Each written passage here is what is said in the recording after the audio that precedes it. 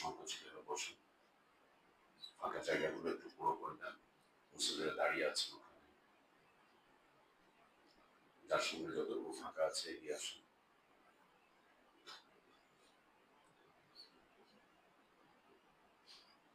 إن الحمد لله نحمده ونستعينه ونستغفره ونؤمن به ونتوكل عليه ونعوذ بالله من شرور أنفسنا ومن سيئات أعمالنا من يهده الله فلا مضل له ومن يضلل فلا هادي له وأشهد أن لا إله إلا الله وحده لا شريك له وأشهد أن محمدا عبده ورسوله أرسله بالحق بشيرا ونذيرا وداعيا إلى الله بإذنه وسراجا منيرا أما بعد فإن خير الحديث كتاب الله وخير الهدي هدي محمد صلى الله عليه وسلم وشر الأمور محدثاتها وكل محدثة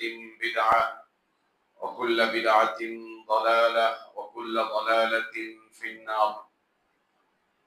يا أيها الذين آمنوا اتقوا الله حق تقاته ولا تموتن إلا وأنتم مسلمون.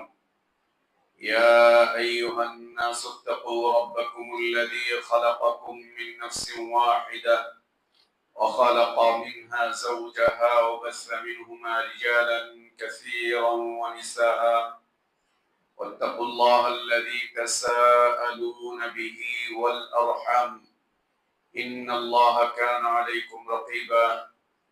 يا أيها الذين آمنوا اتقوا الله وقولوا قولا سديدا يصلح لكم أعمالكم ويغفر لكم ذنوبكم ومن يطع الله ورسوله فقد فاز فوزا عظيما.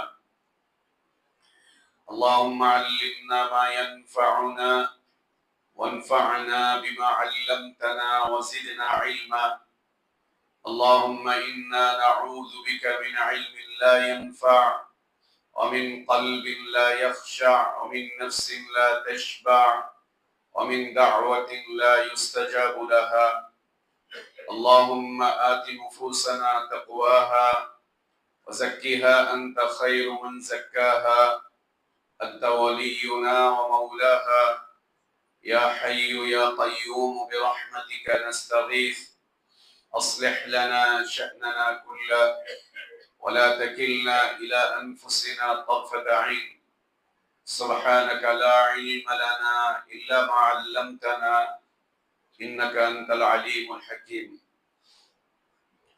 সমস্ত প্রশংসা যাবতীয় গুণগান একমাত্র কেবলমাত্র শুধুমাত্র আল্লাহ রাব্বুল আলামিন আহকামুল হাকিমিন আরহামুর রাহিমিন ইলাহুল আলামিনের জন্য, যিনি আমাদেরকে মুসলিম করে সৃষ্টি করেছেন, যিনি আমাদের জন্য উত্তম হালাল রিজকের ব্যবস্থা করেছেন, যিনি আমাদেরকে বিশুদ্ধ হিদায়াতের পথে আহ্বান জানিয়েছেন, যিনি আমাদেরকে মৃত্যু দান করবেন, যিনি আমাদেরকে পুনরায় কিয়ামতের দিন তার সামনে হিসাবের মুখোমুখি করবেন এবং বিশুদ্ধ ঈমান বিশুদ্ধ আমলের ভিত্তিতে যিনি আমাদেরকে নাজাত আর জাযা দান করবেন, সে আল্লাহরই প্রশংসা, যিনি আমাদেরকে জুমার সালাত আদায়ের জন্য পৃথিবীর শ্রেষ্ঠতম পবিত্রতম স্থান মসজিদে আসার তৌফিক দান করেছেন। আলহামদুলিল্লাহ। অসংখ্য অগণিত সালাত ও সালাম আমাদের প্রিয় নবী, প্রিয় রাসূল, প্রিয় ইমাম, প্রিয় আদর্শ ব্যক্তিত্ব, একমাত্র আদর্শ কেন্দ্রীয় ব্যক্তিত্ব মুহাম্মদুর রাসূলুল্লাহ সাল্লাল্লাহু আলাইহি ওয়া আলিহি ওয়াসাল্লামের প্রতি আল্লাহ সুবহানাহু ওয়া তাআলা যাকে কল্যাণের আধার করে বিশ্ব মানবতার জন্য মুক্তির দূত করে পাঠিয়েছিলেন, যার আদর্শের বাস্তবায়ন করা প্রত্যেক জাতি, ধর্ম, বর্ণ নির্বিশেষে সকল শ্রেণী পেশার মানুষের জন্য ফরজ করে দেওয়া হয়েছে, যার আদর্শের বাস্তবায়ন প্রকৃত হিদায়াত, কল্যাণ, নাজাত আর সফলতার একমাত্র পথ। আল্লাহুম্মা সাল্লি আলা মুহাম্মদ ওয়া আলা আলি মুহাম্মদ কামা সাল্লাইতা আলা ইব্রাহিম ওয়া আলা আলি ইব্রাহিম ইন্নাকা হামিদুম মাজিদ। اللهم بارك على محمد وعلى آل محمد كما باركت على إبراهيم وعلى آل إبراهيم إنك حميد مجيد। الحمد لله। আল্লাহ তাবারক ওয়া তাআলার বিশেষ দয়ায়, তার বিশেষ অনুগ্রহে, তার বিশেষ করুণায় আমরা আল্লাহর পক্ষ থেকে আসা সর্বশ্রেষ্ঠ, সর্বশেষ, তার পছন্দনীয় দিনটুকু জানতে, বুঝতে, মানতে চেষ্টা করছি। আল্লাহর কাছে আমাদের দোয়া, আল্লাহ আমাদের এদিনই জীবনটুকু কবুল করে নেন, আমাদের ভুলগুলো আল্লাহ সংশোধন করে দেন, গুনাহগুলো, অন্যায়গুলো, অপরাধগুলো আল্লাহ মাফ করে দেন। আল্লাহ আমাদেরকে ঈমান আর ইসলামের প্রকৃত সৌন্দর্যের উপর বেঁচে থাকার তৌফিক দান করেন। ঈমান আর ইসলামের পূর্ণতার উপরেই আল্লাহ আমাদেরকে মৃত্যু দান করেন। আমিন। সম্মানিত মুসল্লিবৃন্দ, আজ জুমার খুতবার সংক্ষিপ্ত বিষয়বস্তু আল্লাহর দ্বীনের উপর অটলতা, অবিচলতার উপায় বা মাধ্যমগুলো। আল্লাহ রাসূল সাল্লাল্লাহু আলাইহি ওয়া আলিহি ওয়াসাল্লামের কাছে একদিন একজন সাহাবী এসে বলছিলেন যে, ইয়া রাসূলুল্লাহ, আপনি আমাকে এমন একটি বিষয় শিখিয়ে দেন, আপনার পরে যাতে আমাকে আর কারো কাছে আসতে না হয়, কারো কাছে যেতে না হয়। আপনি আমাকে এমন একটা বিষয় শিখিয়ে দেন যে বিষয়টি আমার জীবনের জন্য একমাত্র মাইল ফলক হবে, যে বিষয়টি জানলে পরে, মানলে পরে আমাকে আপনার পরে আর কারো কাছে যাওয়া লাগবে না। আজ আমরা দেখতে পাচ্ছি না যে আমরা বা পৃথিবীর মানুষ ইসলাম পাওয়ার পরেও কত জায়গায় দৌড়ে বেড়াচ্ছে, কে খানকায়, কে দরগায়, কে তরিকায়, কে মাযহাবে, কে এই রাস্তায়, কে সেই রাস্তায়, কে রাজনীতিতে, কে সমাজনীতিতে, কে ইসলামকে যুক্তি এবং বুদ্ধিভিত্তিক ব্যবস্থাপনায়, কেউ এই তন্ত্রে, কেউ সেই তন্ত্রে, কত জায়গায় ছুটে বেড়াচ্ছে উম্মাতে ইসলাম। কাফেরদেরকে আমরা বাদই দিয়ে দিলাম, ওদের বিষয়টা আমরা আমাদের আলোচনায় নাই বানলাম। তার কারণ ওদেরকে নিয়ে মাথা ঘামাতে আমাদেরকে ইসলাম অনুমতি দেয়নি। কাফেরদেরকে নিয়ে মাথা ব্যথা আমাদের জরুরি না। কুফফারদেরকে নিয়ে চিন্তা করতে, ভাবতে ইসলাম আমাদেরকে অনুমোদন দেয়নি, শুধুমাত্র একটা বিষয় ছাড়া।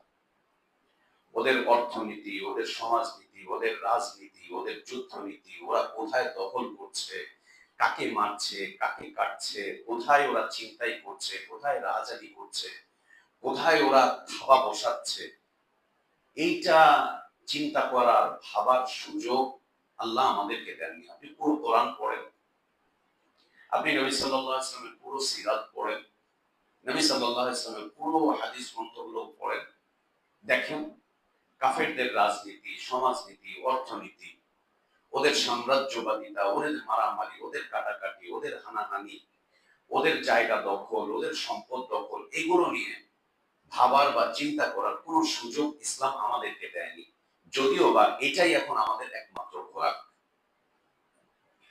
ওদেরকে নিয়ে ইসলাম আমাদেরকে একটা মাত্র বিষয়ের সুযোগ দিয়েছে, সেটা হচ্ছে কিভাবে ওদের কাছে আল্লাহ তাওহীদের দাওয়াত পৌঁছাবেন, কিভাবে ওদের কাছে নবীদের রেখে যাওয়া দাওয়াতটুকু পৌঁছাবেন।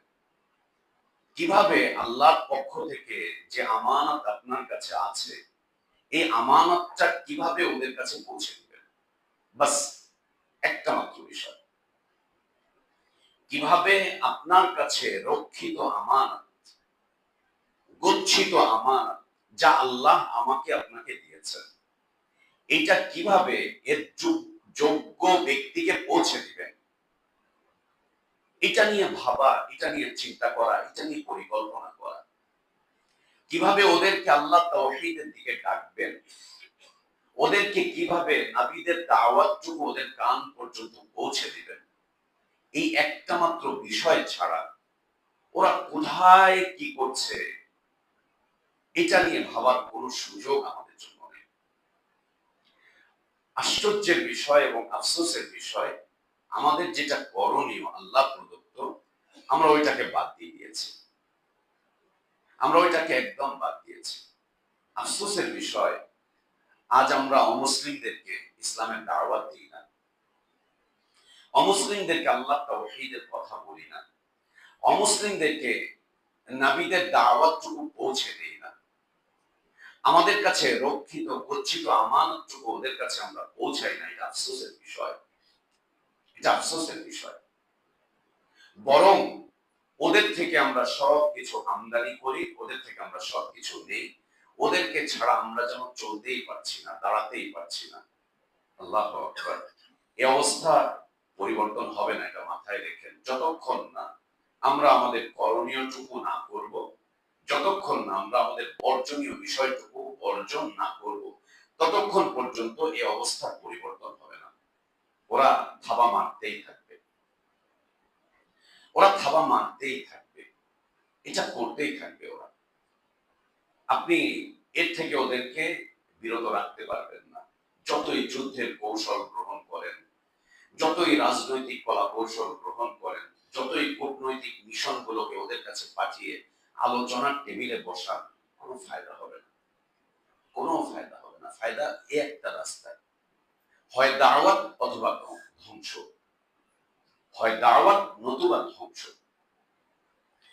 আল্লাহ রাসূল সাল্লাল্লাহু আলাইহি ওয়াসাল্লামের কাছে সাহাবী এসে বলছিলেন, আপনার পরে যেন আমাকে আর কারো কাছে যাওয়া না লাগে,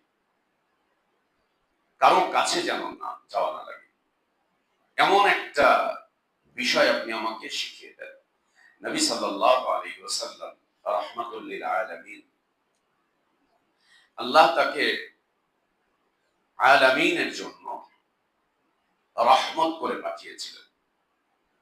এজন্য আপনি দেখবেন যে নবী সাল্লাল্লাহু আলাইহি ওয়াসাল্লামের নবুয়তের এই দীর্ঘ 23 বছরের জীবনে তিনি যা বলেছেন, যা করেছেন, যার অনুমোদন দিয়েছেন, সব কিছুতে আল্লাহর রহমত জড়িয়ে আছে, সব কিছুতে আল্লাহর রহমত জড়িয়ে আছে। তার খাবার দাবারের পদ্ধতি আল্লাহর রহমত দিয়ে পরিবেষ্টিত, তার হাঁটা চলার পদ্ধতি আল্লাহর রহমত দিয়ে পরিবেষ্টিত, তার পারিবারিক নীতি আল্লাহর রহমত দিয়ে পরিবেষ্টিত, তার সামাজিক নীতি, তার অর্থনীতি, তার অন্যান্য বিষয়বস্তু, রাষ্ট্রীয় নীতি, সব কিছু আল্লাহর রহমত দ্বারা পরিবেষ্টিত। আল্লাহ তাকে রহমাতুল লিল আলামিন করে পাঠিয়েছিলেন। এজন্য তার সব কিছুতে আল্লাহ রহমত দ্বারা পরিবেষ্টন করে রেখেছিলেন সবকিছু। রাহমাতুল লিল আলামিন সাল্লাল্লাহু আলাইহি ওয়াসাল্লাম তিনি তার এই প্রিয় সাহাবীকে ছোট্ট একটা কথা বলে দিলেন, একদম সংক্ষিপ্ত, কিন্তু এর অর্থ অনেক ব্যাপক, এর অর্থ অনেক ব্যাপক। আমার আপনার জীবনের সকল দিক এবং কেন্দ্রে যার অর্থ ছড়িয়ে আছে, যার অর্থ পরিবেষ্টন করে আছে আমাদের জীবনের সকল দিক, ইলাল মাউত, মৃত্যু পর্যন্ত। শব্দটা খুব ছোট, শব্দটা খুব ছোট। নবী সাল্লাল্লাহু আলাইহি ওয়াসাল্লাম মাত্র 3-4টা বাক্যের একটা ছোট্ট কথা তাকে বলে দিলেন। কি? কুল আমানতু বিল্লাহ সুম্মা ইসতাকিম। 4টা শব্দ, কুল আমানতু বিল্লাহ সুম্মা ইসতাকিম। তুমি ইমানের সাক্ষ্য দাও, তুমি ইমানের সাক্ষ্য দাও, সুম্মাস্তাকিম, ইমানের সাক্ষ্য দেওয়ার পরে এই সাক্ষ্যের উপরে অটল অবিচল থাকো। তোমার জীবনে যাই ঘটুক না কেন, এর থেকে তুমি নড়তে যেও না, চড়তে যেও না, এক চুল পরিমাণ তুমি হিলতে যেও না, তুমি হিলতে যেও না, এর উপরেই তুমি অটল থাকো, অবিচল থাকো। এর থেকে তুমি হিলতে যেও না, সরতে যেও না, দুলতে যেও না। কোনো কিছুই যেন তোমাকে ইমানের উপরে অটলতা থেকে বিচ্যুত করতে না পারে, কোনো কিছুই যেন না পারে, কোনো কিছুই যেন, কোনো ঝড়, কোনো বাদল, কোনো ভূমিকম্প। আমরা তো এই যে ঝড় বাদল ভূমিকম্প এগুলো আবহাওয়া অফিসের মাধ্যম দিয়ে শুনি আর দেখে আমাদের উপরে দিয়ে এগুলো বয়ে যায়। এর বাইরে একটা ঝড়, একটা বাদল, একটা ভূমিকম্প, একটা জলোচ্ছ্বাস, একটা আগ্নেয়গিরির অগ্নিপাত, এগুলো যে আমাদের উপর দিয়ে বয়ে যায়, যা দেখা যায় না, অনুভব করা যায়, তাকে আমরা বুঝি, সেটা হচ্ছে আমাদের ঈমানী জীবনের উপর দিয়ে। একজন খাঁটি বিশুদ্ধ মুমিনের ঈমানী জীবনের উপর দিয়ে সার্বক্ষণিক একটা ঝড় বয়ে যায়, যেটা আমরা অনুভব করতে পারি না। অনুভব করতে না পারার পিছনে কারণ হচ্ছে ঈমানী দুর্বলতা। আমরা অনুভব করতে পারি না, আমাদের ঈমানী জীবনে একটা কম্পন আসে, ঈমানী জীবনে একটা কম্পন আসে, এটা আমরা অনুভব করতে পারি না।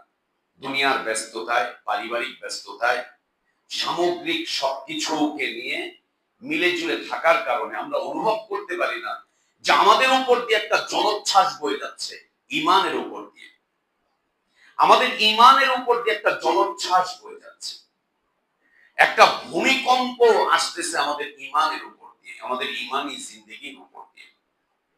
একটা ঝড়, একটা সাইক্লোন আমাদের উপর দিয়ে বয়ে যায়, এটা আমরা অনুভব করতে পারি না। সাহাবীরা অনুভব করতেন, সাহাবীরা এটা অনুভব করতেন, অনুভব করতেন, অনুভব করতেন বলেই একদিন এক সাহাবী হন্তদন্ত হয়ে আল্লাহর নবী সাল্লাল্লাহু আলাইহি ওয়াসাল্লামের দিকে ছুটে আসতেছেন। পথিমধ্যে আবু বকর সিদ্দিক রাদিয়াল্লাহু আনহু তার সাথে দেখা। তাকে বললেন, কি ব্যাপার, তুমি এত তাড়াহুড়া করে কোথায় যাচ্ছ? তোমার মধ্যে এত অস্থিরতা কেন? তোমাকে এত বিচলিত দেখা যাচ্ছে কেন? তখন তিনি বলছেন, আবু বকর, আমি মুনাফিক হয়ে গিয়েছি। নিজের নাম ধরে বলছেন, হানজালা মুনাফিক হয়ে গিয়েছে। আবু বকর হানজালা মুনাফিক হয়ে গিয়েছে। আজীব কথা না? নিজের ব্যাপারে বলছেন যে আমি হানজালা, আমি মুনাফিক হয়ে গিয়েছি। বলছে যে কেন এই কথা বললা তুমি? তুমি এই কথা কেন বলছো? বলছে, আবু বকর, যতক্ষণ রাসূল সাল্লাল্লাহু আলাইহি ওয়াসাল্লামের কাছে থাকি ততক্ষণ পর্যন্ত আল্লাহ রাসূল সাল্লাল্লাহু আলাইহি ওয়াসাল্লাম আমার জীবনের একমাত্র ব্যক্তিত্ব থাকেন। আমি সব ভুলে যাই, আমার মাথা থেকে সব হারিয়ে যায়, সব হারিয়ে যায়, সব ভুলে যাই, সবকিছু থেকে আমি নিজেকে ফারিক করে নেই যখন নবী সাল্লাল্লাহু আলাইহি ওয়াসাল্লামের কাছে থাকি।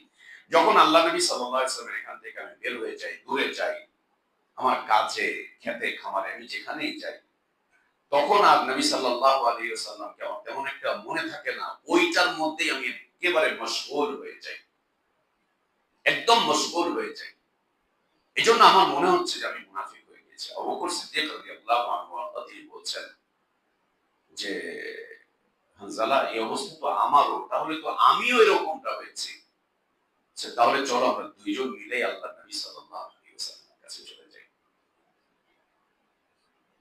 কি বুঝলাম আমরা হাদিসের এই অংশ থেকে? কি বুঝলাম?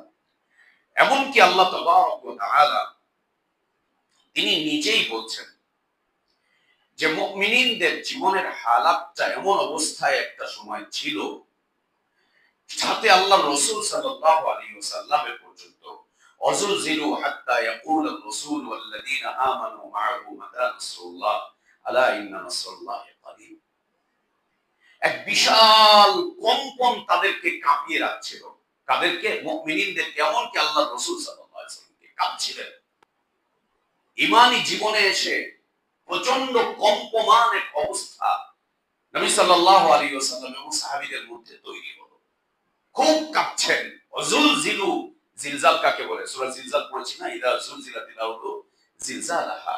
কিয়ামতের আগে, কিয়ামতের যতগুলো আলামত আছে তার মধ্যে একটা আলামত হচ্ছে পৃথিবীতে ব্যাপক আকারে ভূমিকম্প হবে গোটা দুনিয়াতে।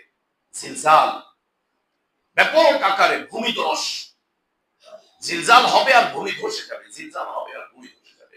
এসব অট্টালিকা যা আছে সব ধসে যাবে, সব ধসে যাবে। যত বিশাল বিশাল শিল্পকর্ম আর ইঞ্জিনিয়ারদের যত বিশাল বিশাল স্থপত্য আছে, এটার এক মুহূর্তের কোনো গ্যারান্টি থাকবে না, নিশ্চয় তামাশ করে ধসে যাবে। যতই এক দিক যাই করো ধসে যাবে। আল্লাহ রাসূল সাল্লাল্লাহু আলাইহি ওয়াসাল্লাম পর্যন্ত কেঁপে উঠছেন, সাহাবীরা কেঁপে উঠছে। একটা পর্যায়ে আল্লাহ তাবারক ওয়া তাআলাকে তারা বলছেন, মাতা রাসূলুল্লাহ, হে আল্লাহ, সাহায্য কখন আসবে? কখন আসবে সাহায্য? কেন? ঈমানি জীবনে এসে খুব নাড়া দিচ্ছে তাদেরকে, জিলজাল হচ্ছে তাদের মধ্যে, কম্পমান এক অবস্থা হচ্ছে তাদের মাঝে, তাদের মাঝে। আল্লাহ বলছেন, ইন্না নাসরাল্লাহি কারীব, আল্লাহর সাহায্য খুব কাছে। আল্লাহর সাহায্য খুব কাছে, অনেক কাছে। আল্লাহর সাহায্য মানে কি? আয়েশি জীবন যাপন করব, কোনো টেনশন থাকবে না, কোনো পেরেশানি থাকবে না, কেউ মারবে না, কেউ কাটবে না, কেউ খোঁচাবে না, কেউ ধাক্কা দিবে না, কেউ দখল করবে না, কেউ আমাদের উপরে আক্রমণ করবে না, আমাদের উপরে কেউ হানা দিবে না।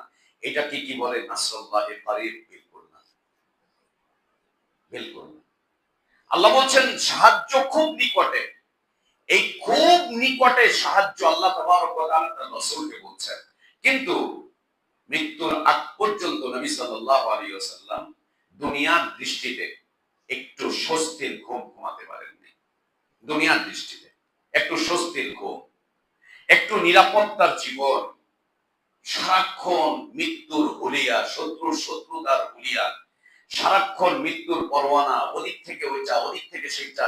গোটা দুনিয়া তার বিরুদ্ধে মৃত্যুর পরোয়ানা জারি করে রেখেছে। ঘরের ভিতরে শত্রু, বাইরে শত্রু, চতুর্দিক থেকে। এই অবস্থার মধ্য থেকে আল্লাহ নবী সাল্লাল্লাহু আলাইহি ওয়াসাল্লাম দুনিয়া থেকে বিদায় নিলেন। তিনি কি আল্লাহর সাহায্যের বিপরীতে ছিলেন? বলা যাবে। বা আল্লাহ তাকে সাহায্য করেননি বলা যাবে? বিলকুল না। আমরা সাহায্যের অর্থ পরিবর্তন করে ফেলেছি। আমরা সাহায্যের অর্থ, আল্লাহর সাহায্যের অর্থ পরিবর্তন করে ফেলেছি। সেটা কি? আল্লাহর সাহায্য যখন আসবে তখন আমরা খুব বিলাসী হয়ে যাব, খুব আয়েশী হয়ে যাব, দুনিয়া কামড়াবো, আরামে জীবন যাপন করব, আরামে নাক ডাকবো, আরামে এটা করবো, আরামে সেটা করবো। এটা আল্লাহর সাহায্য না, এটা ফিতনা, ঈমান থেকে বের হয়ে যাওয়ার একটা রাস্তা। আয়েশী জীবন, বিলাসী জীবন, আরামের জীবন, চমৎকার নিরাপদ জীবন, কেউ ধরে না, কেউ মারে না, কেউ কিছু করে না, আমরা আমাদের মতো, ওরা ওদের মতো। এটাকে আল্লাহর সাহায্যে জীবন করা। আল্লাহর সাহায্যটা কোথায়? শত্রুতা করবে, মৃত্যুর পরোয়ানা ঘাড়ের উপরে থাকবে, চতুর্দিক থেকে আক্রমণ চলবে, এইটা হবে, ওইটা হবে, সেটা হবে। এর মধ্য দিয়ে আল্লাহর দ্বীনকে নিয়ে মুমিনগণ বীর দর্পে এগিয়ে যেতে থাকবে। আল্লাহর দ্বীনকে নিয়ে, রাষ্ট্রকে নিয়ে না, স্বাধীনতাকে নিয়ে না, গণতন্ত্রকে নিয়ে না, রাজনীতিকে নিয়ে না, আল্লাহর দ্বীনকে নিয়ে তারা এগিয়ে যেতে থাকবেন। তাদের এগিয়ে যাওয়াকে কেউ রুদ্ধ করতে পারবে না, কেউ থামিয়ে দিতে পারবে না। আল্লাহর দ্বীনকে নিয়ে তারা যে আগাবেন, আল্লাহর দ্বীনকে নিয়ে তারা যে চলবেন, আল্লাহর দ্বীনকে নিয়ে যে তারা অগ্রসর হবেন, তাদের এই অগ্রসরতাকে কেউ থামিয়ে দিতে পারবে না। এটাই হচ্ছে আল্লাহর সাহায্য। কেউ থামিয়ে দিতে পারবে না। আল্লাহর দ্বীনকে নিয়ে তারা এগিয়ে যাচ্ছেন, যেতেই থাকবেন। আল্লাহ তাদেরকে এত বেশি সাহায্য করবেন যে দুনিয়ার কোন শক্তি তাদেরকে আল্লাহর দ্বীনকে নিয়ে এগিয়ে যাওয়া রুদ্ধ করতে পারবে না, থমকে দিতে পারবে না, আটকে দিতে পারবে না। শত্রুতার মধ্যেও তারা আল্লাহর দ্বীনকে নিয়ে এগিয়ে যেতে থাকবেন, চমৎকার ভাবে এগিয়ে যেতে থাকবেন। তাদেরকে কেউ ঠেকাতে পারবে না, কেউ তাদেরকে এই পদচারণা তাদের বন্ধ করতে পারবে না। যাই হোক না কেন, যাই হোক না কেন, যেটাই হোক না কেন। আমরা তো সবাই জানি, সিরাত তো একটু একটু পড়েছি আমরা, পুরো না পড়লেও একটু পড়েছি আমরা। নবী সাল্লাল্লাহু আলাইহি ওয়াসাল্লামের মৃত্যুর আগ পর্যন্ত শত্রুতা অব্যাহত ছিল, নিন্দুকের নিন্দা অব্যাহত ছিল, হামলাকারীদের হামলার পরিকল্পনা অব্যাহত ছিল, তাকে খুন করার পরিকল্পনা মৃত্যুর আগ পর্যন্ত অব্যাহত ছিল, ঘরে এবং বাইরে সবগুলো জায়গাতে অব্যাহত ভাবে ছিল। এরপরেও আল্লাহ তাবারক ওয়া তাআলা তার বিশেষ সাহায্যে তাকে এগিয়ে নিয়ে গিয়েছিলেন। এটা হচ্ছে নাসরুল্লাহি করিব। আর আমরা নাসরুল্লাহি করিবের অর্থ ভিন্ন করে দিয়েছি, অনেক অনেক উল্টো পাল্টা করে দিচ্ছি। আল্লাহ হেফাজত করেন। তো আল্লাহ নবী সাল্লাল্লাহু আলাইহি ওয়া আলিহি ওয়াসাল্লাম সাহাবীকে বলছেন, কুল আমানতু বিল্লাহ, ঈমানের সাক্ষ্য দাও, ঈমানের সাক্ষ্য দাও। কোন ঈমান? যে ঈমানের বিষয়বস্তু আল্লাহ নাযিল করেছেন, যে ঈমানের দাওয়াত রাসূলুল্লাহ সাল্লাল্লাহু আলাইহি ওয়াসাল্লাম দিয়েছেন, যে ঈমানের দাওয়াতকে সাহাবায়ে কেরাম রাদিয়াল্লাহু আনহুম আজমাইন কবুল করে নিয়েছিলেন, যে ঈমানের প্রশংসা স্বয়ং আল্লাহ তাবারক ওয়া তাআলা করেছেন। সাহাবীদের ঈমানের প্রশংসা করেছেন না আল্লাহ? জি, সাহাবীদের ঈমানের প্রশংসা করেছেন আল্লাহ তাবারক ওয়া তাআলা। সাহাবীদের ঈমানের প্রশংসা করেছেন আল্লাহ তাবারক ওয়া তাআলা। মুমিনিনদের ঈমানি জীবনের প্রশংসা করেন আল্লাহ তাবারক ওয়া তাআলা, প্রশংসা করেছেন। সেই ঈমানের সাক্ষ্য দাও, এরপরে এই ঈমানের উপরে অটল অবিচল থাকো। তোমার জীবনের উপর দিয়ে যাই বয়ে যাক না কেন, তোমার জীবনের উপর দিয়ে যাই বয়ে যাক না কেন, যেটাই বয়ে যাক না কেন, যেতে যেতে যেতে যেতে কি যেতে পারবে? কি যেতে পারবে? যেতে যেতে মৃত্যু। কিন্তু তারপরেও ঈমানের উপর অটল অবিচল থাকো। আল্লাহ নবী সাল্লাল্লাহু আলাইহি ওয়াসাল্লামের মুবারক তিনটি উক্তি বিভিন্ন ক্ষেত্রে নবী সাল্লাল্লাহু আলাইহি ওয়াসাল্লাম তার সাহাবীদের ব্যাপারে সাহাবীদেরকে তিনটি উক্তি করেছেন ঈমানের উপরে অটল অবিচল থাকার বিষয় নিয়ে। তিনি বলছেন, লা তুশরিক বিল্লাহি শাইআন ইন কুতিআতা। তোমরা যারা ঈমান এনেছো, ঈমানের উপরে অটল অবিচল আছো, খবরদার কোন অবস্থাতেই তোমরা আল্লাহর সাথে শিরক করতে যেও না, যদিও তোমাদেরকে কেটে টুকরো টুকরো করে ফেলা হয়। কেটে টুকরো টুকরো করে ফেলা হয়, তাও তোমরা আল্লাহর সাথে শিরক করতে যেও না। কেন? শিরক করলে আর ঈমানের উপর অটল অবিচল থাকা যাবে না। দ্বিতীয় মুবারক উক্তি, লা তুশরিক বিল্লাহি শাইআন ইন কুতিলতা। যদি তোমাদেরকে হত্যাও করে দেওয়া হয়, তাও ঈমানের পথ থেকে তোমরা বিচ্যুত হতে যেও না, আল্লাহর সাথে শিরক করতে যেও না। তৃতীয় মুবারক উক্তি, লা তুশরিক বিল্লাহি শাইআন ইন হুররিকতা। তোমরা আল্লাহর সাথে শিরক করতে যেও না যদি তোমাদেরকে আগুনে জ্বালিয়ে পুড়িয়ে ছাইও বানিয়ে দেওয়া হয়। আগুনে জ্বালিয়ে পুড়িয়ে ছাইও বানিয়ে দেওয়া হয়। এবং আল্লাহ তাবারক ওয়া তাআলা এই তিনটা নাসির নবী রাসূলদের জীবনে রেখেছিলেন। কাউকে আগুনে ফেলা হয়েছে, কাউকে কতল করে দেওয়া হয়েছে, কাউকে টুকরো টুকরো করে ফেলে দেওয়া হয়েছে।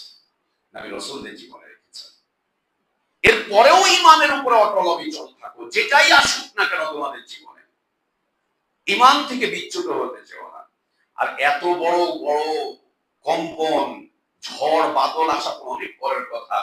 আমরা ঘরের ঝড় বাদলের বিপরীতেই আমাদের ঈমানকে রাখতে পারি না। ঘর বুঝতে পারছি তো, আমাদের ঘরের, আমাদের স্ত্রীদের, সন্তানদের, ওদের দাবি দেওয়া, আদর আবদার, সোহাগ, ভালোবাসার কাছেই আমরা আমাদের ঈমানকে বিক্রি করে দিই। আমরা আমাদের ঈমানকে, নীতিকে, আদর্শকে বিক্রি করে দিই। সুবহানাল্লাহ। তো আল্লাহ নবী সাল্লাল্লাহু আলাইহি ওয়া আলিহি ওয়াসাল্লাম বলেন, কুল আমানতু বিল্লাহ, ঈমানের সাক্ষ্য দাও, সুম্মাস্তাকিম, অতঃপর ঈমানের উপরে অটল অবিচল থাকো। যাই ঘটুক তোমাদের জীবনে, যেটাই ঘটুক, যেটাই আসুক, ঈমান থেকে তোমরা বিচ্যুত হতে যেও না। নাসালুল্লাহ তাওফীক। আল্লাহ আমাদেরকে তৌফিক দান করুন।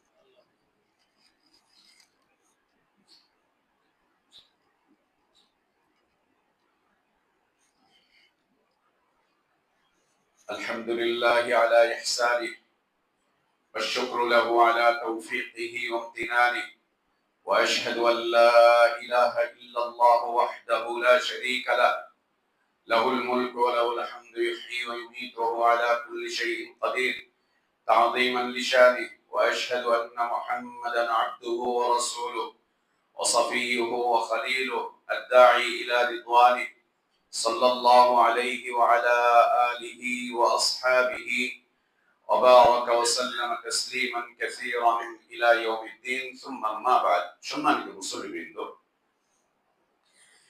ঈমানের উপরে একজন মুমিন অটল অবিচল কিভাবে থাকবে? আহলে ইলমগণ অনেকগুলো আসবাব আলোচনা করেছেন। আসবাব, উপায়, যে উপায়গুলোর মাধ্যম দিয়ে আমরা এই মহামূল্যবান নিয়ামতটুকু আমাদের মাঝে ধারণ করে রাখতে পারি। আমার আপনার জীবনের সবচেয়ে বড় নিয়ামত হচ্ছে ঈমান, যার কোনো মূল্য পৃথিবীবাসী দিতে পারবে না, যা কোনো বাজারে কিনতে পাওয়া যায় না, যা পৃথিবীর কোন স্থানে টেন্ডার দিয়ে বিক্রি হয় না, যার কোনো মূল্য পৃথিবী দিতে পারবে না। ঈমানের মূল্য পৃথিবী কি দিবে? কি দিবে? যার মূল্যের কথা আল্লাহ বলছেন, আজরুন আযীম, মহা পুরস্কার দিয়ে আল্লাহ ভূষিত করবেন আমাদেরকে, মহা পুরস্কার দিয়ে। যেটা পুরস্কারের ওয়াদা আল্লাহ করেছেন সেইটার মূল্য পৃথিবীবাসী দিতে পারবে না। পৃথিবীতে কোনো ঈমানের বাজার খুঁজে পাওয়া যায় না। ঈমানের বাজার পৃথিবীতে খুঁজে পাবেন না আপনি। কোন বাজারে ঈমান বিক্রি হয় না, সেটা আমাদের মতো গরিব দেশে হোক অথবা ধনাঢ্য কোনো দেশে হোক, কোথাও পাওয়া যায় না। কোথাও কোনো টেন্ডার দিয়ে অথবা কোনো ফ্যাক্টরি থেকে ঈমান উৎপাদন হয় না। বিজ্ঞানের কোন কর্মক্ষেত্র থেকে ঈমানের বিষয়বস্তু আজকে পর্যন্ত পৃথিবীকে দিতে পারেনি। ওরা পারবেও না, এটা ওদের বিষয় না, এটা পারবে না। ঈমানের উপরে অটল অবিচল থাকার যে মাধ্যমগুলো রয়েছে তার মধ্যে হতে আমরা আমাদের আজকের খুতবা এবং আগামী খুতবায় এই বিষয়গুলো নিয়ে আলোচনা করব। মোটামুটি ভাবে 8টি বিষয় থাকবে আমাদের। এর মধ্যে হতে প্রথম বিষয়বস্তু হচ্ছে আল ইলতিজাউ ইলাল্লাহ ওয়া কাসরাতুদ দুআ। অনেক বেশি করে আল্লাহর কাছে দোয়া করা, প্রার্থনা করা, আল্লাহ যেন আমাকে আপনাকে ঈমানের উপরে সাবিত কদম রাখে। অনেক বেশি দোয়া করা, অনেক বেশি দোয়া করা। যে দোয়ার পরিমাণ আমি আপনি বলতে পারবো না যে কত বেশি দোয়া করলে পরে আল্লাহ আমাকে আপনাকে ঈমানের উপর অটল অবিচল রাখবেন। অনেক বেশি দোয়া করা, অনেক বেশি দোয়া করা, খুব বেশি রকম দোয়া করা।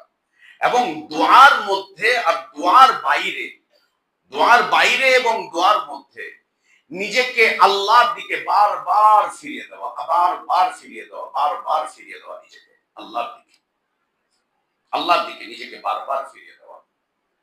আল ইলতিজাউ ইলাল্লাহ, আল্লাহর দিকে ফিরে যাওয়া এবং আল্লাহর কাছে দোয়া করতে থাকা, খুব বেশি রকম দোয়া করতে থাকা, আল্লাহ তাবারক ওয়া তাআলার কাছে প্রার্থনা করতে থাকা। তার কারণ ঈমানের উপরে অটল অবিচল থাকা, এটি পৃথিবীর কেউ আমাকে আপনাকে এনে দিতে পারবে না সিওয়া আল্লাহ, আল্লাহ ছাড়া,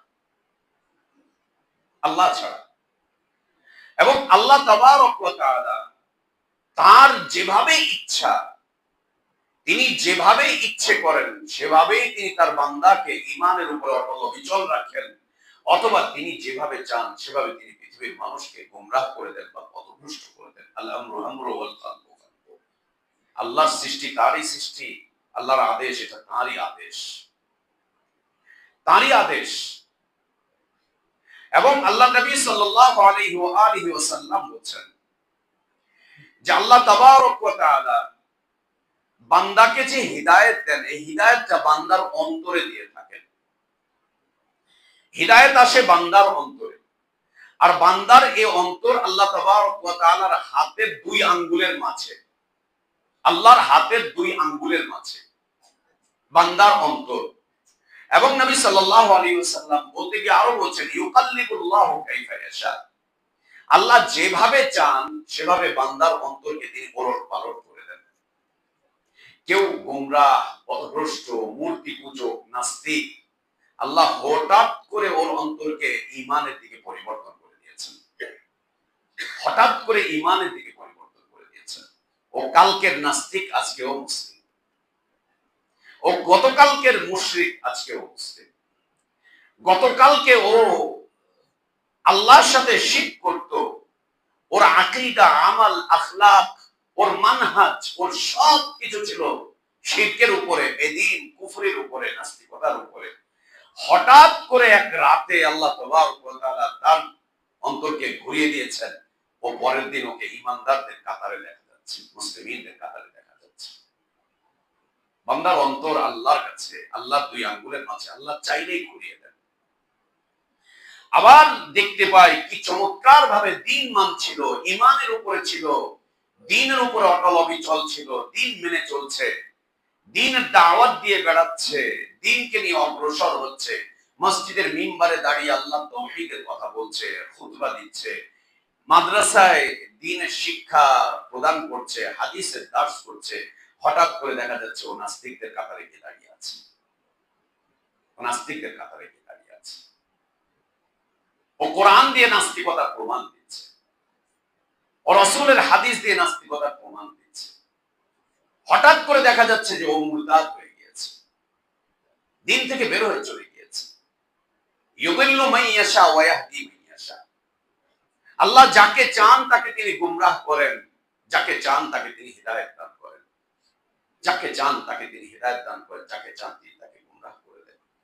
আল্লাহ চাইলে একজন মুমিনকে গুমরাহ করে দিতে পারেন যে কোনো মুহূর্তে, যে কোনো রাস্তা দিয়ে, যে কোনো উপায় দিয়ে, যে কোনো রাস্তা দিয়ে, যে কোনো উপায় দিয়ে। আল্লাহ যদি চান একজন ব্যক্তিকে গুমরাহ করতে, তাকে গুমরাহ করতে আল্লাহর মুহূর্তের দরকার হয় না। বলে আমরা আল্লাহর আদেশ, আদেশ মুহূর্তের দরকার হয় না, একটু দরকার হয় না, মুহূর্তের প্রয়োজন হয় না। ওই ঈমানদারদের কাতার ছেড়ে দিয়ে কুফফারদের কাতারে গিয়ে দাঁড়াবে। এটা কি শুধু এই যুগেই করছে? বিলকুল না। এটা স্বয়ং আল্লাহ নবী সাল্লাল্লাহু আলাইহি ওয়াসাল্লামের সময়ও ঘটেছিল। তারই সামনে, তারই কাছে এসে ঈমানের সাক্ষ্য প্রদানকারী, তারই সাথে জীবন যাপনকারী ব্যক্তিরা পর্যন্ত মুরতাদ হয়ে গিয়েছে। তার পরবর্তীতে আবু বকর সিদ্দিক রাদিয়াল্লাহু আনহুর সময়, খোলাফায়ে রাশিদিনদের সময়, সাহাবীদের সময় অসংখ্য নজির রয়েছে। যে কোনো মুহূর্তে আল্লাহ বান্দার অন্তরকে উল্টে দিবেন, পাল্টে দিবেন। এজন্য ঈমানের এই পথে এসে অহংকার করার মতো কিছু নেই, দাম্ভিকতা করার মতো কিছু নেই। ঈমানের এই পথে এসে অভদ্র হওয়ার কোনো সুযোগ নেই। ঈমানের এই রাস্তায় এসে নিজের ব্যাপারে বড়াই করার মতো কোনো সুযোগ নেই। যদি হিদায়াতের উপরে টিকে থাকি তো আল্লাহর দয়ায় টিকে থাকতে পারবো, আল্লাহর অনুগ্রহের উপরে ভিত্তি করেই টিকে থাকতে পারবো। যদি ঈমানের উপরে টিকে থাকতে চাই তো নিজেকে আল্লাহর দয়ার উপযোগী করে নিতে হবে, আল্লাহর অনুগ্রহের উপযোগী করে নিতে হবে। অন্যথায় আল্লাহ তাবারক ওয়া তাআলা যে কোনো মুহূর্তে চাইলে এখান থেকে বিচ্যুত করে দিবেন, যে কোনো মুহূর্তে চাইলে আল্লাহ বিচ্যুত করে দিবেন। আল্লাহ আমাদের ঈমানকে হেফাজত করেন। আবার অন্যদিকে দেখা যায় গতকালকের মুশরিক, গতকালকের মূর্তি পূজক, গতকালকের নাস্তিক, গতকালকের আজে বাজে মতের উপরে, পথের উপরে প্রতিষ্ঠিত ব্যক্তি আজ হঠাৎ করে এসে কাতারে এসে দাঁড়িয়ে আছে। হঠাৎ এই কাতারে এসে দাঁড়িয়ে আছে, হঠাৎ এই কাতারে এসে দাঁড়িয়ে আছে। আল্লাহ হিদায়াত দান করেছেন, ইয়াকাল্লিবুল্লাহু কাইফা ইয়াশা। এজন্য আল্লাহ তাবারক ওয়া তাআলা তার নবীকে দিয়ে, রাসূলুল্লাহ সাল্লাল্লাহু আলাইহি ওয়াসাল্লামকে দিয়ে ঈমানের উপরে অটলতার, অবিচলতার বিষয়বস্তুগুলো পৃথিবীর মানুষকে জানিয়েছেন, পৃথিবীর মানুষকে জানিয়েছেন। আল্লাহ নবী সাল্লাল্লাহু আলাইহি ওয়াসাল্লাম তিনি নিজেও আল্লাহর কাছে তার জীবনের দোয়ার একটা বিশাল অংশ ছিল। তিনি আল্লাহর কাছে চাইতেন আল্লাহ যেন তাকে দ্বীনের উপরে অটল অবিচল রাখেন। তিনি নিজেও চাইতেন আল্লাহর কাছে, তিনি নিজেও চাইতেন আল্লাহর কাছে। রাসূল সাল্লাল্লাহু আলাইহি ওয়াসাল্লামের চরিত্রের একটা বিশাল সৌন্দর্য হচ্ছে তিনি যেটা অন্যদেরকে করতে বলতেন আগে তিনি নিজে সেটা আমল করতেন, আগে তিনি নিজে সেটা আমল করতেন, এরপরে তিনি অন্যদেরকে করতে বলতেন। বা তিনি নিজে যেটা আমল করতেন সেটা সাহাবীদেরকে বলতেন তোমরাও এই আমল করো। আর আমাদের চরিত্র হচ্ছে ভিন্ন। আমরা চাই অন্যরা ভালো আমল করুক, অন্যদেরকে আমল করার আদেশ করি, নিজেরা আমল করি না, নিজেরা নিজেদের মাঝে এটার বাস্তবায়ন করি না। এটা নবী সাল্লাল্লাহু আলাইহি ওয়াসাল্লামের চরিত্রের খুব সুন্দর একটা দিক, অনেক চমৎকার একটা দিক, যেটা এই সময়ে এসে এই উম্মতের উলামাগণ হারিয়ে ফেলেছেন। এই উম্মতের উলামাগণ হারিয়ে ফেলেছেন। আর উলামারা যদি হারিয়ে ফেলে কোন সৌন্দর্য, তখন আওয়াম সেটাকে আর ধরে রাখতে পারে না। উলামারা যদি ইসলামের কোন সৌন্দর্যকে হারিয়ে ফেলে, তাহলে সাধারণ মুসলিম জনগণ সে সৌন্দর্যকে আর ধরে রাখতে পারে না, কখনোই ধরে রাখতে পারে না। তো আল্লাহ নবী সাল্লাল্লাহু আলাইহি ওয়া আলিহি ওয়াসাল্লামের মুবারক দোয়াগুলোর বিশাল একটা অংশ জুড়ে ছিল আল্লাহর কাছে হিদায়াতের উপরে, বিশুদ্ধ দ্বীনের উপরে, হকের উপরে অটল অবিচল থাকার দোয়া, হকের উপরে অটল অবিচল থাকার দোয়া। এই জন্য নবী সাল্লাল্লাহু আলাইহি ওয়াসাল্লাম সিজদায় গিয়ে আল্লাহকে বলতেন, ইয়া মুকাল্লিবাল কুলুব সাব্বিত কলবি আলা দীনিক। আর আল্লাহ তাবারক ওয়া তাআলা তিনি নিজেও শেখাচ্ছেন, সূরা আল ইমরানের আয়াত দোয়া করতে শেখাচ্ছেন, রব্বানা লা তুযিগ কুলুবানা বা'দা ইয হাদাইতানা ওয়া হাব লানা মিন লাদুনকা রাহমাতান ইন্নাকা আনতার ওয়াহ্হাব। হে আমাদের রব, লা তুযিগ কুলুবানা বা'দা ইয হাদাইতানা। অনেক চড়াই উতরায়ের পরে, অনেক ত্যাগ তিতিক্ষার পরে, পৃথিবীর এই ফিতনাময় জগতের অবস্থার বিপরীতে, পৃথিবীর এই সমস্ত নোংরামি আবর্জনার বিপরীতে, হে আল্লাহ, যখন তুমি আমাদেরকে হিদায়াত দিয়েছই, যখন তুমি হিদায়াত দিয়েছো, পৃথিবীতে এই যে ফিতনাগুলো দেখছি, এগুলো কি? এগুলো আবর্জনা, এগুলো নোংরামি। এবং নবী সাল্লাল্লাহু আলাইহি ওয়াসাল্লাম বলেছেন, ফিতনার যুগে এসে ঈমানকে ধরে রাখা অত্যন্ত কঠিন। ফিতনার যুগে এসে ঈমানকে ধরে রাখা খুব কঠিন হবে। ফিতনার সময় এসে হাতে আগুনের টুকরো রাখা সহজ হবে, তার চাইতেও কঠিন হবে হচ্ছে ঈমানকে ধরে রাখা। মানুষ অল্প মূল্যের বিনিময়ে ঈমানকে বিক্রি করে দিবে, সামান্য সামান্য বিষয় ঈমানকে বিক্রি করে দিবে। রাজনীতি করতে গিয়ে ঈমান বিক্রি, নির্বাচন করতে গিয়ে ঈমান বিক্রি, আন্দোলন করতে গিয়ে ঈমান বিক্রি, সংগ্রাম করতে গিয়ে ঈমান বিক্রি, পৃথিবীর এটা সেটাই গিয়ে ঈমান বিক্রি, বউকে ঠিক রাখতে গিয়ে ঈমান বিক্রি, সন্তানদের আদর ভালোবাসা রাখতে গিয়ে ঈমানকে বিক্রি, ঈমান বিক্রি হয়ে যাচ্ছে। এটা কোনো ভাবারই বিষয় না। সংসার তো টিকিয়ে রাখি আগে, ঈমানের বিষয়টা পরে দেখবো। ইন্না লিল্লাহি ওয়া ইন্না ইলাইহি রাজিউন, ওইটা পরে দেখা যাবে, আগে এটা থাক। তো আল্লাহ নবী সাল্লাল্লাহু আলাইহি ওয়াসাল্লাম তিনি নিজে দোয়া করতেন। এবং মনে রাখতে হবে যে পৃথিবীতে এখন চতুর্দিক থেকে ফিতনা ধেয়ে আসছে, চতুর্দিক থেকে ফিতনা ধেয়ে আসছে। ঘরে ফিতনা, বাইরে ফিতনা, অফিসে ফিতনা, বাজারে ফিতনা, রাস্তায় ঘাটে ফিতনা, এইটার নামে ফিতনা, ওইটার নামে ফিতনা। ফিতনাময় এক যুগে, ফিতনাময় একটা সময় আমরা দুনিয়াতে জীবন যাপন করছি। ফিতনাময় এক সময় দুনিয়াতে আমরা আছি, জীবন যাপন করছি। এই ফিতনার সময়ে যে ব্যক্তি তার দ্বীনের হেফাজত করবে, ঈমানের হেফাজত করবে, আর দ্বীন ঈমানের হেফাজত করবে সুন্নাহর ভিত্তিতে, সুন্নাহর ভিত্তিতে দ্বীনের হেফাজত করবে, ঈমানের হেফাজত করবে, আল্লাহ তাবারক ওয়া তাআলা তাদেরকে 50 জন সাহাবীর সমমান মর্যাদা দান করবে। নবী সাল্লাল্লাহু আলাইহি ওয়াসাল্লাম তাই বলেছেন, ফিতনার সময় যে ব্যক্তি সুন্নাতের উপরে অটল অবিচল থাকবে, ফিতনার সময় যে ব্যক্তি সুন্নাতের উপরে অটল অবিচল থাকবে, সুন্নাতের উপরে অটল থাকবে, অবিচল থাকবে, নিজেকে বাঁচিয়ে চলবে, আল্লাহ তাবারক ওয়া তাআলা তাদেরকে 50 জন সাহাবীর মর্যাদা দান করবেন, মর্যাদা দান করবেন। ফিতনার সময় যে ব্যক্তি সুন্নাতের উপর অটল অবিচল থাকবে। এই সুন্নাত শুধু মসজিদের কাতারের সুন্নাত না, মনে রাখতে হবে, এই সুন্নাত শুধু মসজিদের কাতারের সুন্নাত না, এই সুন্নাত জীবনের সকল ক্ষেত্রে সুন্নাত, জীবনের সকল ক্ষেত্রে সুন্নাত।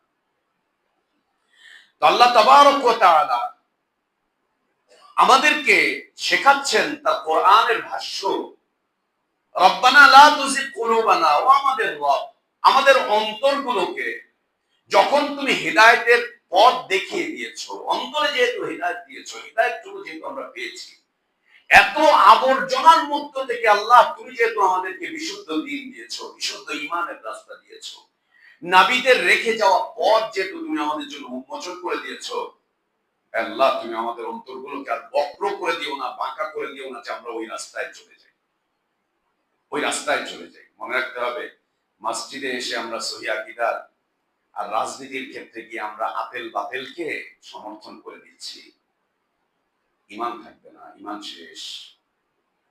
দল সংগঠন করতে গিয়ে সুন্নাতের বিপরীতে চলে যাচ্ছি, ঈমান থাকবে না, ঈমান শেষ।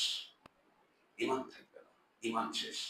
সমাজ সামাজিকতা দেখাতে গিয়ে, সমাজের সাথে ভাসতে গিয়ে, মিশতে গিয়ে আমরা বরবাদ হয়ে যাচ্ছি। শুধু মসজিদে এসে নিজেদের ঈমানকে জাহির করছি, ওটা ঈমান না আসলে, ওটা ঈমান না আসলে। আল্লাহ বলছেন লা তুজিগ কুলুবানা, রবকে বলো, রব তুমি আমাদের অন্তরগুলোকে আর বাঁকা করে দিও না, আমাদের অন্তরগুলোকে তুমি আর বাঁকা করে দিও না, তেড়া করে দিও না আমাদের অন্তরকে। বাদাই হাদাইতানা, হিদায়াত যখন তুমি আমাদেরকে দিয়েই দিয়েছো, এরপরে যেন আমরা আর ওই রাস্তার দিকে না যাই, আমরা যেন আর ওই পথের দিকে না যাই। পচা ফসা দুর্গন্ধময় ডাস্টবিনের ময়লাগুলোর ওই রাস্তার দিকে যেন আমরা না যাই, ওইদিকে যেন আমরা না যাই। ওয়াহাব লানা মিন লাদুনকা রাহমা, হে আল্লাহ তুমি তোমার রহমত দিয়ে আমাদেরকে চতুর্দিক থেকে ঘিরে রাখো, যাতে করে আমরা আর বক্র পথে না যাই। তুমি সর্বময় ক্ষমতার অধিকারী, আল্লাহ রাখো। এজন্য আল্লাহ তাবারক ওয়া তাআলা তিনি বলছেন সূরা ইব্রাহিমের আয়াত, ইউসাব্বিতুল্লাহু আল্লাযীনা আমানু বিল কওলি সাবিতি ফিল হায়াতিদ দুনিয়া ওয়া ফিল আখিরাহ ওয়া ইউযিল্লুল্লাহু আয-যালিমিন ওয়া ইয়াফআলুল্লাহু মা ইয়াশা। ইউসাব্বিতুল্লাহ, আল্লাহ অটল অবিচল রাখেন, বিল কওলি সাবিতি ফিল হায়াতিদ দুনিয়া, আল্লাযীনা আমানু, যারা ঈমানদার। ঈমানদার ব্যক্তিদেরকে আল্লাহ ঈমানের উপরে অটল অবিচল রাখেন দুনিয়াতে কিছু কথার মাধ্যম দিয়ে, কিছু বক্তব্যের মাধ্যম দিয়ে, কিছু সাক্ষ্যের মাধ্যম দিয়ে, কিছু আলোচনার মাধ্যম দিয়ে তাদেরকে আল্লাহ তাবারক ওয়া তাআলা ঈমানের উপরে অটল অবিচল রাখেন। ফিদ দুনিয়া ওয়া ফিল আখিরাহ, দুনিয়াতে এবং আখিরাতে, দুনিয়াতে এবং আখিরাতে। দুনিয়াতে আমরা ঈমানের উপর অটল অবিচল থাকার জন্য চেষ্টা করব, দোয়া করব, প্রার্থনা করব। আমরা যখন মরে যাব, আমাদের লাশটাকে যখন দাফন করা হবে, লাশটাকে দাফন করার পর আল্লাহ নবী সাল্লাল্লাহু আলাইহি ওয়াসাল্লাম শেখাচ্ছেন যে এখনই তোমার ভাইকে এসে প্রশ্ন করা হবে, তোমার ভাইকে এসে এখনই জিজ্ঞাসা করা হবে, সে এখনই জিজ্ঞাসিত হবে। তুমি আল্লাহর কাছে দোয়া করো, আল্লাহ যেন তোমার ভাইটাকে ঈমানের উপরে অবিচল রাখে। তাহলে কবরে গিয়েও ঈমানের উপর অবিচল থাকতে হবে। জি, আল্লাহুম্মা গফির লাহু আল্লাহুম্মা সাব্বিতহু, আয় আল্লাহ তুমি তাকে মাফ করো আর তাকে তুমি অটল রাখো, অটল রাখো, অটল রাখো। কি? ঈমানের উপর অটল রাখো। আয় আল্লাহ তাকে তুমি ঈমানের উপর অটল রাখো। আল্লাহুম্মা গফির লাহু আল্লাহুম্মা সাব্বিতহু, আল্লাহুম্মা গফির লাহু আল্লাহুম্মা সাব্বিতহু। এখনই জিজ্ঞেস করবে, তার জন্য দোয়া করো, আল্লাহকে বলো, আল্লাহ ক্ষমা করো, আল্লাহ তাকে অটল রাখো, অবিচল রাখো। কিসের উপরে অটল অবিচলতা? দুনিয়ার উপরে, রাজনীতির উপরে। সুবহানাল্লাহ, সুবহানাল্লাহ। আজে বাজে রাজনীতি করতে করতে মরে যায়, তার লাশ কাঁধে নিয়ে আবার সেটাকে ছবি তুলে আবার সেলফি তুলে মানুষকে দিয়ে দেয়। লা ইলাহা ইল্লাল্লাহ। সারাটা জীবন যে তার রাজনীতিতে কাটিয়েছে বাতিল পথে, তার জানাজায় অংশগ্রহণ করাকে আমরা সৌভাগ্যের কারণ মনে করি। ও কবরে গিয়ে কিসের উপরে অটল থাকবে? ও দুনিয়াতে যার উপরে ছিল, কবরে গিয়ে সেটার উপরে অটল থাকবে। এটাই ইসলাম। দুনিয়াতে ধর্ম নিরপেক্ষ ছিল, কবরে গিয়ে ওটার উপরেই থাকতে হবে। এখানে গণতন্ত্রী ছিল, ওখানে গিয়ে ওটা থাকবা। দুনিয়াতে দুনিয়ার রাজনীতি করেছো, কবরে গিয়ে ওইটাই থাকবে। তোমাদের ভাইকে এখনই প্রশ্ন করা হবে, দোয়া করো আল্লাহর কাছে খুব বেশি। কি দোয়া করবে? আল্লাহুম্মা গফির লাহু আল্লাহুম্মা সাব্বিতহু, আল্লাহ ক্ষমা করে দাও, অটল অবিচল রাখো। রাজনীতির জীবনের ৭০-৮০টা বছর ইসলামের বিরুদ্ধে ছাড়া ইসলামের পক্ষে কাজ করেনি, ইমানের বিরোধিতা ছাড়া ইমানের পক্ষে সাক্ষ্য দেয়নি, ইমানের জন্য আন্দোলন করেনি, সংগ্রাম করেনি, ইমানের দাওয়াতকে স্তব্ধ করতে চেয়েছে, বন্ধ করতে চেয়েছে। এছাড়া ইমানের পক্ষে একটা কাজ করেনি। ও লাশ বহন করা মুসলিমরা আবার সৌভাগ্যের কারণ মনে করেছি। ছি তোমার সহি আকীদা, ছি তোমাকে ধিক্কার, তোমার ইমানের উপরে ধিক্কার।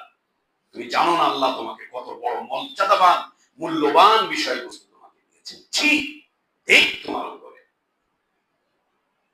সুবহানাল্লাহ। আল্লাহুম্মা গফির লাহু আল্লাহুম্মা সাব্বিতহু। আখিরাত শুরু হয় কবরের মাধ্যম দিয়ে। আল্লাহ তাবারক ওয়া তাআলা বলেন বিল কওলি সাবিতি ফিল হায়াতিদ দুনিয়া ওয়া ফিল আখিরাহ।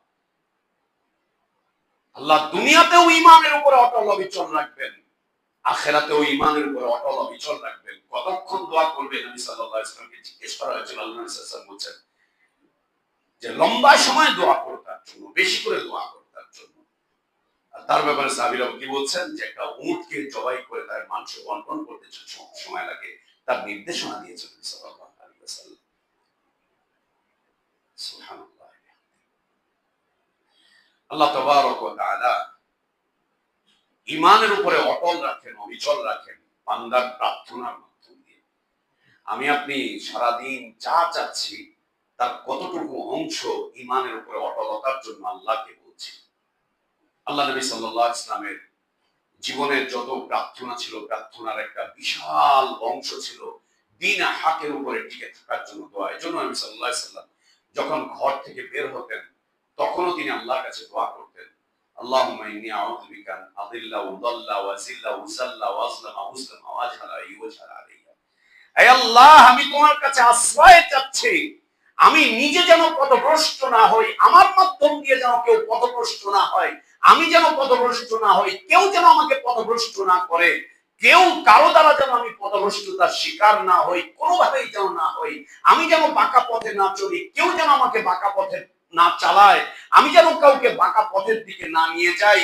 হে আল্লাহ, আমি তোমার কাছে আশ্রয় চাচ্ছি, আমি যেন জাহেল হয়ে না যাই, কেউ যেন আমাকে জাহেল না বানাতে পারে, আমি যেন জাহেল না হই, কেউ যেন আমাকে জাহিলিয়াতের পথে না চালাতে পারে। হে আল্লাহ, আমি তোমার কাছে আশ্রয় চাচ্ছি, ঘর থেকে বের হচ্ছে তোমার কাছে আশ্রয় চাই। অর্থ কি ভাই? অর্থ কি? নবী সাল্লাল্লাহু আলাইহি ওয়াসাল্লামের একটা নির্দেশনা,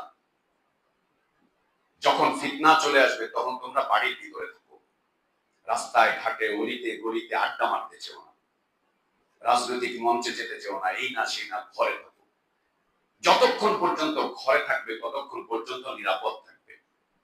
যেই ঘর থেকে আমি আপনি বের হলাম, শুরু হলো ফিতনা চতুর্দিক থেকে ঘিরে আসা। অফিসে যাবেন ফিতনা, বাজারে যাবেন ফিতনা, এরপরেও আমাদেরকে যেতে হবে, কিচ্ছু করার নেই, আল্লাহরই বিধান, যেতেই হবে আমাদেরকে। কাজ করতে হবে, খেতে হবে, বাজার হাটঘাট করতে হবে, ব্যবসা বাণিজ্য করতে হবে, সমাজে আমাদেরকে চলতে হবে, অনেক কাজ আমাদেরকে করতে হবে, করার জন্য বের হতে হবে। যখন বের হচ্ছেন আল্লাহ নবী সাল্লাল্লাহু আলাইহি ওয়াসাল্লাম তখন বলছেন, ঘরে আছেন নিরাপদ, ঘর থেকে বের হচ্ছেন জীবনটা অনিরাপদ হয়ে গেল। আমরা তো খালি সুন্দর করে বলি আমাদের জানের কোনো মূল্য নেই, এক গ্লাস পানিরও দাম আছে, মানুষের জানের কোনো দাম নেই। সুবহানাল্লাহ। কখনো কি আমরা মনে করেছি ঘর থেকে বের হচ্ছি তো আমার ঈমানটা মূল্যহীন হয়ে যেতে পারে, ঈমান আক্রান্ত হতে পারে, আমার আদর্শ আক্রান্ত হতে পারে, আমার নীতি আক্রান্ত হতে পারে, আমি ক্ষতির মুখে পড়ে যেতে পারি? আল্লাহ নবী সাল্লাল্লাহু আলাইহি ওয়াসাল্লাম আশ্রয় চেয়ে বের হতেন, হে আল্লাহ, আমি যেন পথভ্রষ্ট না হই, পথভ্রষ্টতার শিকার যেন না হই, কেউ যেন আমাকে দিয়ে পথভ্রষ্টতার কিছু করিয়ে না নেয়, আমি যেন জাহিলিয়াতের পথে না চলি, কেউ যেন আমাকে জাহিলিয়াতের পথে দাওয়াত না দিতে পারে, ওই দিকে পরিচিত করতে না পারে, ওই পথের দিকে আমাকে যেন নিয়ে যেতে না পারে। হে আল্লাহ, আমি যেন রাস্তা না হারাই, কেউ যেন আমাকে দিয়ে রাস্তা না হারায়, এগুলো যেন কেউ করতে না পারে। আল্লাহর কাছে তিনি দোয়া করতেন, বলতেন। এবং আমরা আল্লাহ নবী সাল্লাল্লাহু আলাইহি ওয়াসাল্লামের সিরাত পড়লে দেখতে পাবো যে নবী সাল্লাল্লাহু আলাইহি ওয়াসাল্লাম ঈমানের উপরে অটলতার জন্য, অবিচলতার জন্য তার পুরো জিন্দেগিটুকু ব্যয় করেছেন, পুরো জীবনটুকু ব্যয় করেছেন ঈমানের উপরে অটলতা, অবিচলতার জন্য। আল্লাহ তাবারক ওয়া তাআলা আমাদেরকে তৌফিক দান করেন। আল্লাহুম্মা আসলিহ লানা দীনানা আল্লাযী হুয়া ইসমাতু আমরিনা ওয়া আসলিহ লানা দুনিয়ানা আল্লাতী ফীহা মাআশুনা وأصلح لنا آخرتنا التي إليها معادنا واجعل الحياة زيادة لنا في كل خير والموت راحة لنا من كل شر. اللهم اقسم لنا من خشيتك ما تحول به بيننا وبين معصيتك ومن طاعتك ما تبلغنا به جنتك ومن اليقين ما تهون به علينا مصائب الدنيا. متعنا اللهم بأسماعنا وأبصارنا وقواتنا أبدا ما أبقيتنا واجعله الوارث منا واجعل ثأرنا على من ظلمنا وانصرنا على من عادانا. اللهم لا تجعل مصيبتنا في ديننا، اللهم لا تجعل مصيبتنا في ديننا، اللهم لا تجعل